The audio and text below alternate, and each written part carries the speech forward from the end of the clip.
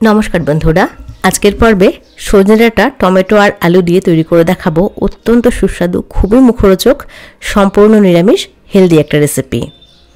এখন season change হচ্ছে আর এই সময় সজনে ডাঁটা কতটা উপকারী শরীরের জন্য সেটা আমরা সবাই জানি।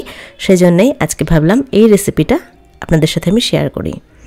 তো রান্নাটা করার জন্য প্রথমে কড়াই বসিয়ে কড়াইতে 3 টেবিল চামচ সরষের তেল দিয়ে দিলাম। তেলটাকে প্রথমে ভালো করে গরম করে নিয়েছি। এবার ফোড়নের জন্য হাফ চামচের থেকে একটু কম কালো জিরে, একটা শুকনো লঙ্কা আর একটা কাঁচা লঙ্কা চিড়ে দিয়ে দিলাম। মিডিয়াম আঁচে 10 থেকে 15 সেকেন্ডের জন্য ফোড়নটাকে ভেজে নিচ্ছি। ফোড়ন চলে এসেছে, মিষ্টি একটা সুগন্ধ বেরিয়েছে।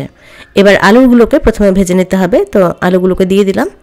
সামান্য পরিমাণে হলুদ, কালারের জন্য একটুখানি কাশ্মীরি রেড চিলি পাউডার আর একটু নুন দিয়ে আলুটাকে প্রথমে ভেজে নিচ্ছি। আলু কিন্তু ঢাকা দিয়ে ভাজবো না, মিডিয়াম টু হাই আছে মোটামুটি 3-4 মিনিটের জন্য একটু হালকা করে ভেজে নিচ্ছি। কারণ যেহেতু আলুটাকে একটু মোটা করে কেটেছি, আলুটা সেদ্ধ হতে সময় একটু বেশি লাগবে, সেজন্য আলুটাকে প্রথমে ভেজে নিতে হবে। আর আলুটা একটু ভেজে নিলে খেতেও ভালো লাগে। তো আলু এখানে আমার ভাজা হয়ে গেছে, এর থেকে বেশি আর ভাজার দরকার নেই। এবার এখানে ডাঁটাগুলোকে দিয়ে দিচ্ছি। আলুর সাথে ডাঁটাটাকে আরও 3-4 মিনিটের জন্য মিডিয়াম আঁচে ভেজে নেব। যেহেতু নিরামিষ রান্না, সবজিটা একটু ভেজে করলে খেতে ভালো হয়। তো ডাঁটা আর আলু এখানে আমার ভালো করে ভাজা হয়ে গেছে। এবার এখানে মাঝারি সাইজের 2টো টমেটো কেটে নিয়েছিলাম, সেটা দিয়ে দিলাম।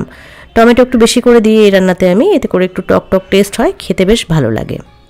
টমেটোটাকে সব সবজির সাথে ভালো করে মিশিয়ে নিয়ে গ্যাসের আঁচ একদম কমিয়ে 4-5 মিনিটের জন্য ঢাকা দিয়ে রান্না করব। এতে করে টমেটোটা নরম হয়ে যাবে আর সবজিটাও সেদ্ধ হয়ে যাবে। তো সবজিটা একটু রান্না হতে থাকুক, এদিকে আমি মশলা বেটে নেব।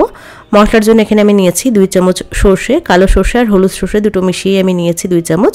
আর দিয়ে দিলাম 1 চামচ পোস্ত, সামান্য পরিমাণে নুন আর 2টো কাঁচা লঙ্কা দিয়ে দিলাম। একটু জল দিয়ে মশলাটাকে একদম মসৃণ করে বেটে নিচ্ছি। সর্ষে বাটার সময় অনেক সময় তিতকুটে হয়ে যায়, সেজন্য 2টো কাঁচা লঙ্কা আর একটু নুন দিয়ে বাটলাম, যাতে করে তিতকুটে না হয়ে যায়। আমি এখানে মশলাটা শিলপাটাতে করেছি, আপনারা চাইলে মিক্সিতেও করে নিতে পারেন। তো মশলা রেডি হয়ে গেছে। মশলা বাটতে বাটতে এদিকে দেখুন সবজিটাও কিন্তু সুন্দর করে কষানো হয়ে গেছে। টমেটো একদমই নরম হয়ে গেছে আর সবজিটাও নরম হয়ে গেছে। এবার বেটে রাখা সর্ষে আর পোস্তটা দিয়ে দিলাম। সামান্য পরিমাণে জল দিয়েছি। মশলাটাকে মিনিট খানেকের জন্য কষিয়ে নিচ্ছি। সর্ষে পোস্ত বেশি কষালে টেস্ট কিন্তু নষ্ট হয়ে যায়, তো বেশি কষানোর দরকার নেই, জাস্ট সবজির সাথে ভালো করে মিশিয়ে নিতে হবে, তাহলে কিন্তু হয়ে যাবে। তো সব কিছু এখানে আমার কষানো হয়ে গেছে। এবার দিয়ে দিচ্ছি 2 বাটি মতন জল, ছোট বাটি 2 বাটি জল দিয়েছি। এটা একটু গামাখো টাইপের হবে, খুব বেশি ঝোল হবে না। আপনারা যদি কেউ একটু ঝোল ঝোল খেতে চান, সেক্ষেত্রে জলের পরিমাণ একটু বেশিও দিতে পারেন। ভালো করে সব কিছুকে মিশিয়ে নিয়েছি। হাফ চামচ চিনি দিয়ে দিচ্ছি টেস্টটাকে ব্যালেন্স করার জন্যে।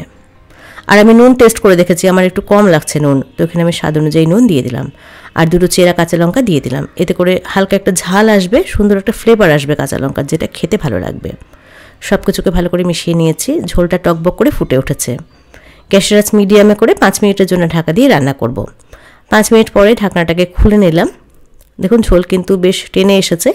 এইটুকু ঝোল ঝোল থাকা অবস্থাতে নামাতে হবে, নাহলে কিন্তু বেশি ড্রাই হয়ে যাবে, ভালো লাগবে না। মানে ভাত দিয়ে মেখে খাওয়ার জন্য যেহেতু রান্না করছি, একটু হালকা গামাখো টাইপের থাকবে, তাহলে খেতে ভালো লাগবে। তো রান্নাটা অলমোস্ট হয়ে এসেছে। নামানোর আগে 1 চামচ কাঁচা সর্ষের তেল দিয়ে ভালো করে মিশিয়ে নিলাম।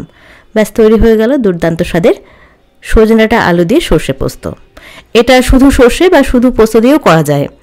তো কেমন লাগলো আজকের রেসিপি, সেটা অবশ্যই কমেন্টস করে জানাবেন। ভিডিও ভালো লাগলে একটা লাইক করবেন আর চ্যানেলটাকে সাবস্ক্রাইব করবেন।